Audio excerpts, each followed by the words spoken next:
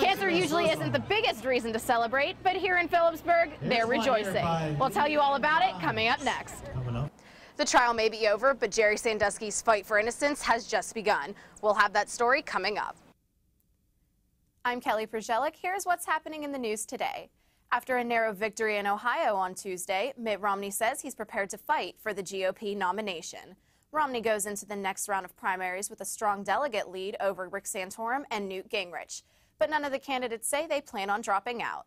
Saturday's caucus in Kansas is considered a must-win for Santorum. After countless pills, hospital visits, and doctor's checkups, 22-year-old Alyssa Sabo is getting back to her normal life with her family and friends. It was 1 year ago this month. Alyssa was on a mission trip to Texas where she was diagnosed with Wilson's disease, where she needed an immediate liver transplant. I remember being so confused, but at the same time, so peaceful, and just, I knew like something big had just happened, and but I had no idea. Alyssa was so surprised by the support that she received from the community and her former Richland High School classmates.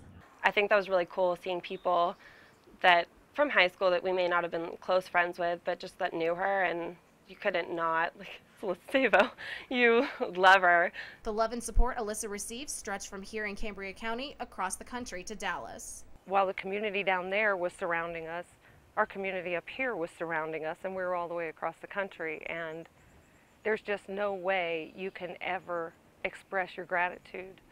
After a year of medical challenges, Alyssa has beaten the odds, and her family continues to thank God for the little moments in life. I think we just have a new appreciation for life in general, especially for Alyssa. It's just such a blessing. The Sabo family hopes to raise awareness on becoming an organ donor.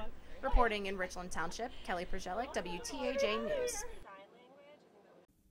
The YouTube video documenting the use of children as soldiers and other human rights crimes has gone viral with more than 60 million hits. The filmmakers behind Kony 2012 say their aim is to bring down Joseph Kony, leader of the Lord's Resistance Army, a notorious rebel group that has operated for years in Africa. He walked into the courthouse as a free man, but left in handcuffs. It was a verdict that all of central Pennsylvania was waiting to hear. The charges came to light in November of last year when former Penn State football coach Jerry Sandusky was investigated for alleged sexual abuse. Sandusky was charged with sexually abusing 10 young boys over a period of 15 years during his years as a coach of Penn State and the time he spent with the charity The Second Mile. After 2 weeks of testimony and 17 hours of deliberation on 48 counts, the jury of 12 found Sandusky guilty on 45 of those 48 counts against him. Sandusky's lead defense attorney, Joseph Amendola, says it was a fair verdict. I believe the jury acted genuinely. I believe the jury acted in good faith. I believe the jury acted on the evidence that was presented to it, and I don't dispute or have any problem with the jury's verdict. We had a good jury. The charges made against Sandusky has left a massive scar on the Penn State campus. I don't think people generally take too kindly to what he did, so I don't think it matters if they're related to Penn State or not. Like, they're gonna try to get him. The trial may be over, but Jerry Sandusky's fight for innocence has just begun. Sandusky will spend the rest of his life behind bars, serving a sentence of a minimum 60 years and over 400 years maximum when sentenced. Defense attorney Carl Rominger says they plan to appeal. We're still going to pursue our appeals. I think some of the emotion of the moment is worn off, but obviously the emotion that runs high in this case isn't going to disappear anytime soon. In Bellefonte, Kelly Przelic, WTAJ News. Good evening, guys. We're here in downtown Clarion, where the temperature feel here 24 hours ago was a lot different than what it is right now. Yesterday, our temperatures only peaked to the lower to mid 50s. Today, they were back up in the mid to upper 70s, a good 20 degrees difference from yesterday. But if you thought that fall weather was here to stay, you might want to think again. Our chief weather analyst, Mike Friend, will be in a couple minutes to give you our full Weather Center forecast. But for now, reporting from downtown Clarion, for the CUTV Weather Center, I'm Kelly Przelic. Let's send it back to the news desk.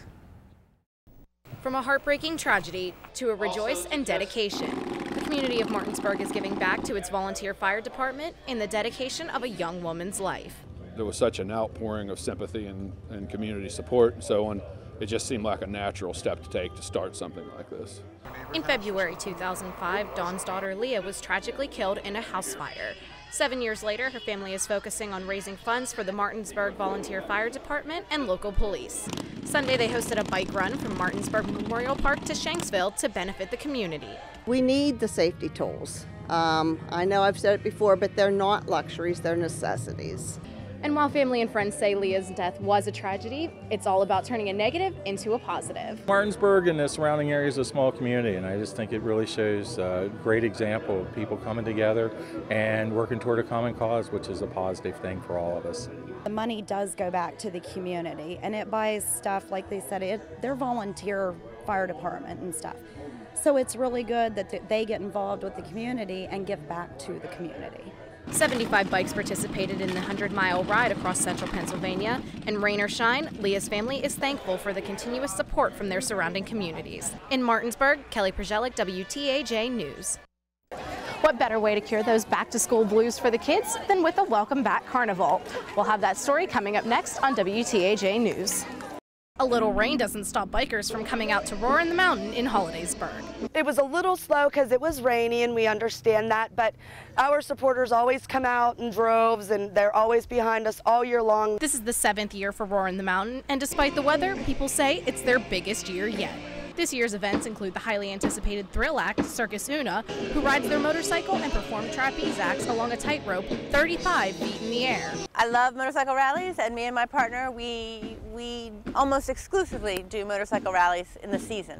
Being an outdoor performing act, Circus Una says they're prepared for all sorts of weather conditions, including the rain. The rain has been a little bit of a drag, but we set up yesterday and we're ready to do shows today. Along with Circus Una, food, beverage, and clothing vendors are open for business, and you'll also find some local bands on hand. Whether it be rain or shine, officials say they hope the community comes out and supports this event. Come in, get a t-shirt, hang out, have fun, bring your friends.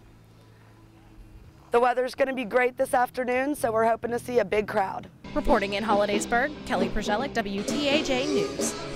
Police say the gunman who opened fire at a psych clinic in Pittsburgh is a former patient. He killed a nurse and wounded 7 others before being shot and killed by police. Kelly Przelik, NBC News, New York.